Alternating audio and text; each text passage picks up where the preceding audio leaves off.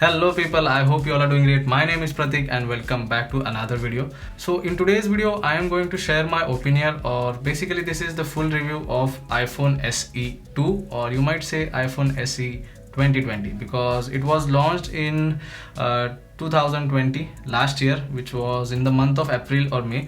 It's been 1 to 1.5 years since this phone was launched. So if a particular person or if anyone is looking for a budget range phone in the iPhone lineup, this is not a budget range phone actually, but it is the cheapest phone in the iPhone lineup. So if anyone is looking for a cheapest iPhone, so is it still worth buying in 2021 or not? That I'm going to explain in today's video. So without wasting any time, let's start the video. But before moving forward, if you're new to the channel, please consider subscribing to the channel for more videos like this. So let's start the video. So this is iPhone SE 2 or iPhone SE 2020, and I have been using this phone from past 1 month, and I'll share all my experience and what are the pros and cons of this phone in today's video. And for your information, I have already done an unboxing video and the setup video for this mobile on my Hindi channel. So if you want to see the unboxing or the setup, you can just click on the I button, or you will find the links in the description, so you can go and watch that video if you want. So let's start with the review of this phone now. Let's start with the design first. If you look at this phone for the first time, nothing great about the design. It's that old design, and if you look closely, it's very similar to iPhone 6 or iPhone 6s and even iPhone 8. So nothing great has been done in the design department. So it's that old design only. And if you look at the front, no full display. So it's that typical old design from iPhone. And talking about the front, you get a front camera over here, earpiece on the top and sensors on the top, and at the bottom you get a home button, and that's pretty much it for the front side. Talking about the back, you get a rear camera. So as you notice, it is a single camera setup, and in the middle you get a microphone option. So I think it is for the noise cancellation for the video purpose, and dual tone flash, and Apple logo in the middle, and nothing, product red at the bottom. So as you can see, it is the red phone, and that's it for the front and the back side. And in the side you can see there is power on and off button, and below that you get a SIM card option, which is this is a single SIM, but the phone support dual SIM, which is one is the physical SIM and the other one is eSIM. So that's it for this side. And at the bottom you can see there is charging port in the middle, and there are two grills over here. So this one is the speaker and this one is the microphone. And talking about the speaker, this phone comes with stereo speakers, so earpiece will also double as a speaker. So that is a very good thing I actually liked about this phone. That's it. And talking about the charging port, this phone comes with the type C to lightning cable, and if you don't have a type C adapter, then you have to buy one, because yeah, it is type C to lightning. So if you're not if you don't want to spend money for adapter, then you can buy another cable which is type A to lightning port. Even that will be great. So I'm already using a PORTRONICS cable over here, so you can see it is a type A to type C. So if you don't want to spend your money on another adapter, so you can just buy a different cable. That's it. So that's it for the bottom. And talking about this side, you get the famous Apple toggle, which is for you can keep your phone on silent or on general mode, and volume rockers. That's it. Talking about the build quality, the physical overview of this phone comes with aluminum build or aluminum frame. So that's a very good thing. And at the back it is full glass build, so it gives a premium touch to the phone actually. And sometimes it might be slippery, and as you can see, it is catching all the fingerprints. So mostly I am using this phone with the case, and this is the case. This is the transparent case. I mostly all the time I use this case, because I don't like this fingerprints all over the glass panel, and yeah, that's a bit annoying. So that's it for the physical overview of this phone. Now talking about the display, it is 4.7-inch IPS LCD display, and it comes with a support of Dolby Vision and HDR10. So that is a good thing actually, because you can watch all the contents on OTT platform in full HD. So that's a very good option you can get with this phone. And talking about one thing I forgot to mention is this home button. It is just a touch panel actually. It is not a physical button, and the only thing like when I was using this phone for the very first time, I thought that it is a physical button, but later on I came to know that it is not a physical button. It's the haptic feedback from the vibration motor, and it will actually give you the feel that you are clicking the button, as there are haptic or the vibration motors beneath it. So it is actually very close to that clicky sound. It is not a physical button, but the haptic response is damn great. So that is one more thing I really loved about this phone. And that's it for the display. And as you can see, display size is not that big, so there is no problem even if you are using your phone with one hand. So as you can see, it's very easy to go in call record, so easy to go in camera. So nothing problematic over there when I want to use the phone basically with one hand. And that's not the same case with my phone. As you can see here, it is very difficult to use it with with one hand basically. And yeah, it's not possible for a full display phone that you can use with single hand. But in this, as the phone is not that big, it is small, so there is no problem using it with single hand. So that's another good thing, but not good for many people, because some might love that full display in the latest version or latest lineup of iPhone. So yeah, it depends on your choice. If you want this old design and you're okay with this type of screen, then I think there won't be any issue with this one. So that's it for the display. So now talking about the specification of this phone, it comes with A13 Bionic chipset, which is a very good processor from Apple, and it is the same chipset which you might find on iPhone 11 and 11 Pro. So the processor is damn good. Even if you are using a 2020 phone in today 2021, so there won't be any issue in terms of performance, because I have played many games in this one, and I didn't find any lag or something. Even while using this phone, I didn't feel any lag at any point of time. So that's a very good thing. A13 can offer you a very good performance, and you won't face any lag issue in terms of usage. The other thing is, at the very initial stage, it comes with iOS 13, and later on you will get an option to update on iOS 14 and 15 as well. So there won't be any issue if you are looking to buy a budget iPhone or the cheapest iPhone. You won't find any update issue even in the future, as you will get an update on this one, an iOS update basically. So currently this phone has, if I want to show you, I'll just show you. So this phone supports iOS 15 right now. I just need to download it, and as you can see, it is running on iOS 14 right now, and I do get an option to upgrade to iOS 15. So that is a good thing actually. I'll do it later. So this is about the specification, and other specification is like, as I told you, it supports stereo speakers, so that is one good thing. It supports iOS 13 as at the start, and you get an option of A13 Bionic chipset, which is actually a very good performance chipset, and you won't feel any of the issue while using this phone, or while playing high-end games. So it will actually you will be able to basically actually use this phone very smoothly, so that won't be any issue. Talking about other things is, this phone comes with 3 GB of RAM. Many of you will think that only 3 GB of RAM, and this phone is been priced at 30 or 35,000 for 64 GB version. But trust me guys, the 3 GB of RAM is actually very enough for this phone, because as I told you, I have used this phone for playing high-end games, and I'm using this for most of my videos also. So I'll come to that later. But 3 GB RAM is so well optimized that you won't even feel that it has a 3 GB RAM. You will feel that it has basically 6 or 8 GB RAM.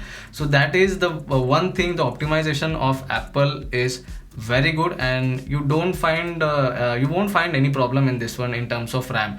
So to give you a basic information, I am an Android user basically, and this is the very first time I am using an iPhone. And yeah, so I didn't find any problem in terms of that RAM usage. It was handling all the tasks very easily. There was no lag, and all the games were easy to play, very smooth to play.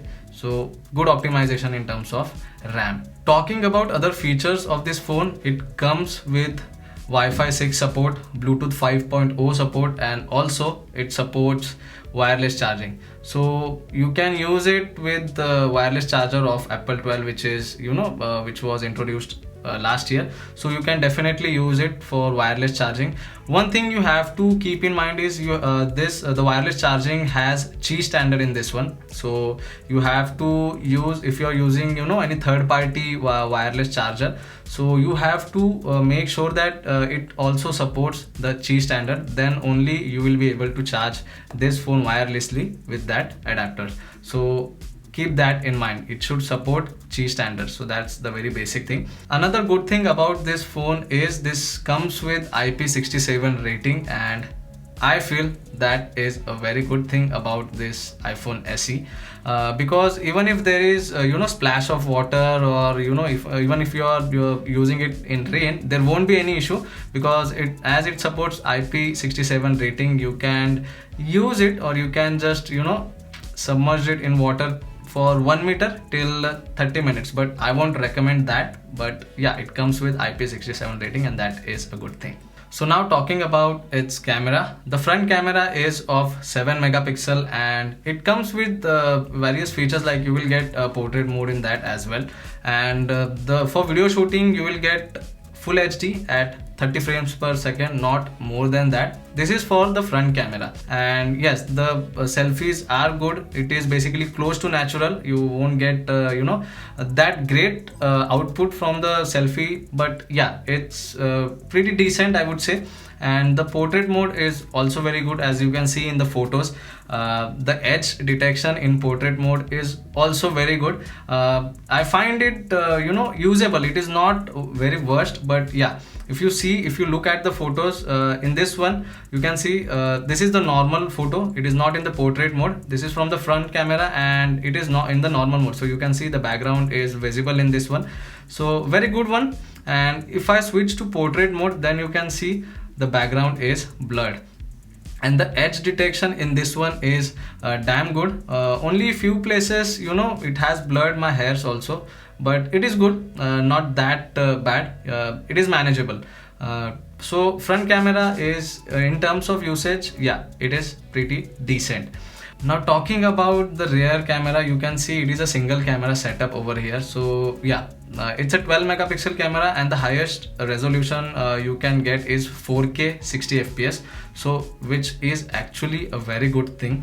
And most of the b-rolls, my 80 to 90% of the b-rolls in all my videos, I use iPhone SE, this same phone, for taking the b-rolls. And all the overhead shots which you are seeing in all my videos is from this phone only. So the video quality is great. You get an option of optical image stabilization, so that is all time on, so there is no option to disable it.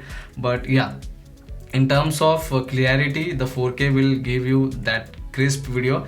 The only thing I don't like is that it doesn't come with a wide angle lens or telephoto lens. Even if I want to take a macro photo, it will keep the subject in focus at a particular distance. Like if I want to take a photo, a very close photo, then the subject it is blurred. I have to move back 4 centimeter or 5 centimeter, then the subject comes in focus. So yeah, it has a fixed focus. You won't be able to take the macro shots, so that's a bit annoying for me. But considering it has a single camera only, the output is good. Even the low light performance of this phone is pretty decent, not that great, but in proper lighting conditions it will definitely give you best result from the camera. I just want to show you an example in this one.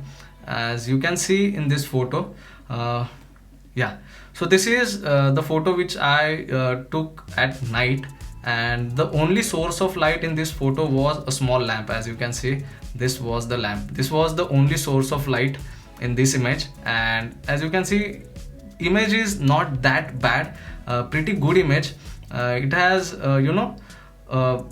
well balanced actually, not that great, but considering that it has a single camera setup, I think the image is good. Also, one thing which I liked about the camera is, I'll show you one more photo. Here you can see I am standing right opposite to the sun. So or you can say the camera is directly opposite to the sun, and you can say you can see basically the exposure level this camera has adjusted is damn good, because the sun is not overexposed. You can see over here the sun is not at all overexposed, and I am also in the proper exposure in this particular photo. So I have I did not made any adjustment or something while taking this picture. I directly informed my friend to just point it towards me and just click a photo. So you can see it is very good in terms of balancing the exposure. Nothing is overexposed. In the other photo, I'll show you one more.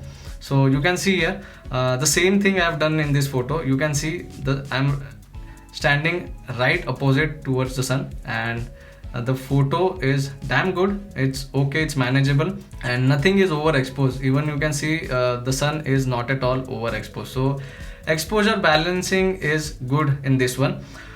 You can't expect that high level photography from this one, but yeah, it will give you decent quality videos and photos as well.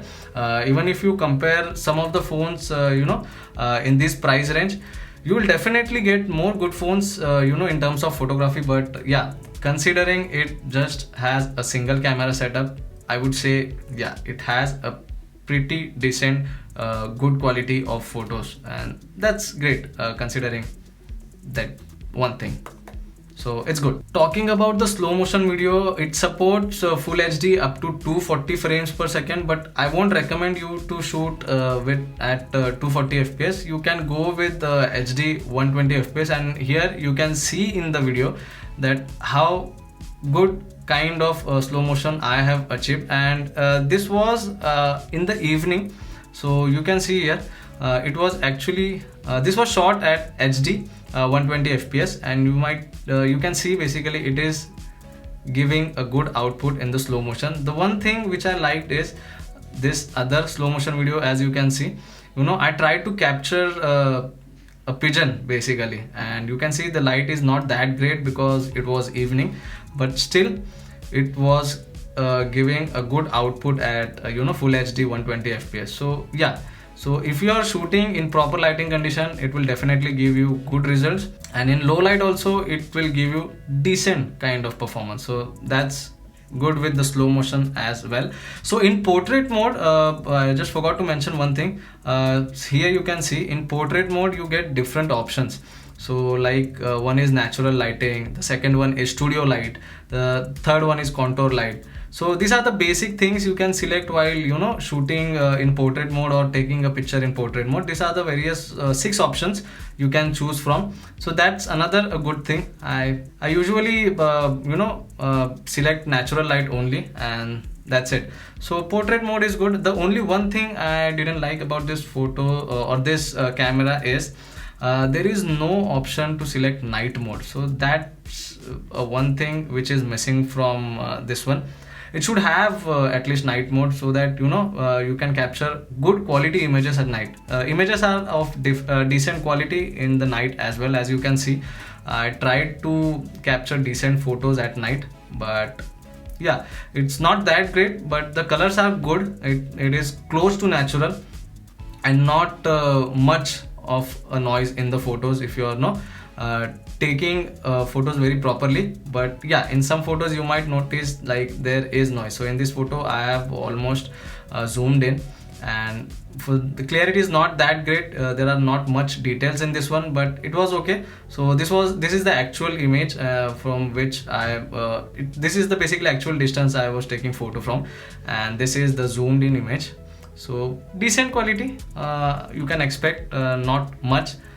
But for videos I can definitely recommend it because it has 4K 60 fps, and like even if you're taking b-rolls from this phone, you can later on just in the post edit you can just adjust the frames and you can get that good slow motion b-rolls or something. So camera in terms of video is good. You get optical image stabilization, so that is another one good thing in this one. So that's it for the camera. So last but not the least, talking about its battery, it comes with 1800 mAh battery, which is very low, which is why I was using this phone as my secondary device. And 1800 mAh battery is well optimized, I would say, not at all great still, because even if it is full charged, you would definitely have to charge it again in the afternoon or something.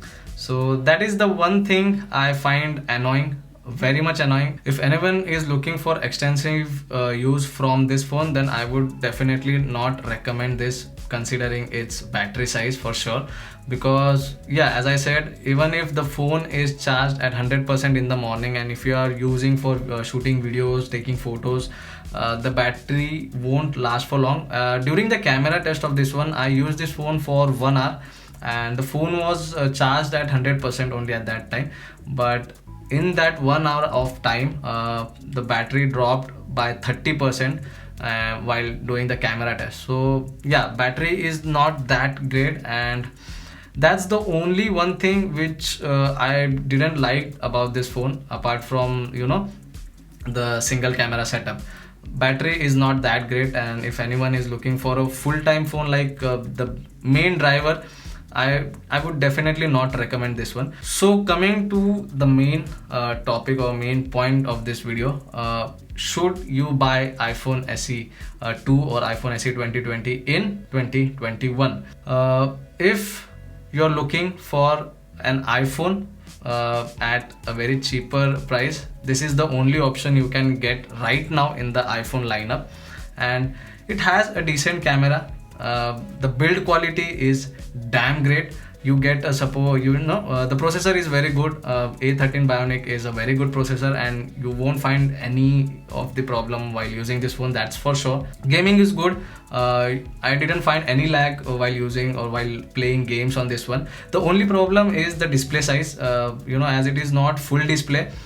Sometimes it was annoying for me, the display was very small, and that's the only problem I faced while playing the games. Apart from it, it is good to use, so you can watch YouTube videos on this one easily. If your if your usage is high or much, I would definitely not recommend this one. Those people, don't go with this. It has a horrible battery life, and you can't be relied. You either you have to carry a power bank, or you have to carry a charger with you each and every time to keep this one at 100% charged. Yeah, so not a very good option in terms of battery life. But if you are using this device as your secondary phone, then definitely you can go with this option, because in terms of camera it is good, considering that it has a single camera setup and it has optical stabilization, so that is also a good plus point in while shooting the videos. And yeah, stereo speakers, display is good, 4K, you can shoot videos with 4K, and build quality is good. And just for this logo, like if you are an Android user like me, and if you are looking for a cheaper iPhone option, then you can go with this one. But yeah, I would still suggest you to wait for another option or another version of iPhone SE, as according to the rumors, it has been said that iPhone SE's next version will be somewhat in mid 2022 or late 2022, and it will have 5G support. So another con in this phone is it does not support 5G. So spending 30 to 35,000 for a basic version or 64 GB version and not getting 5G support is also a con for me. So yeah, if anyone is looking for a 5G option, don't buy this one. Don't buy this one, because it supports 4G, it does not support 5G. So the choice is yours. If you're looking for a decent phone, you're not expecting a great battery life, you just want to use an iPhone as your secondary device, or you just want the brand name or something, or you just want a cheaper iPhone SE is the option you can go with. But if you are looking for a good battery, 5G support, and you want that big display, and you want that wide angle camera, telephoto camera, macro lens camera, then yes, this phone is not the one for you. So talking about my opinion, I'm only using this phone right now for my videos. I usually shoot my b-rolls in this one only. So on daily basis, I'm basically using this phone for my shooting only. That's it. Apart from this, I'm not using it at all. And my main phone that has 5000 mAh battery, so I don't have to worry about the battery on that one. But this one is a pain, actually a pain in terms of battery life. So that's pretty much it for my reviews or my opinion on iPhone SE. As I told you, if you don't have much expectation, you can go with this one. But if you want big battery life, this is not at all recommended. So that's it for my opinion on iPhone SE 2020.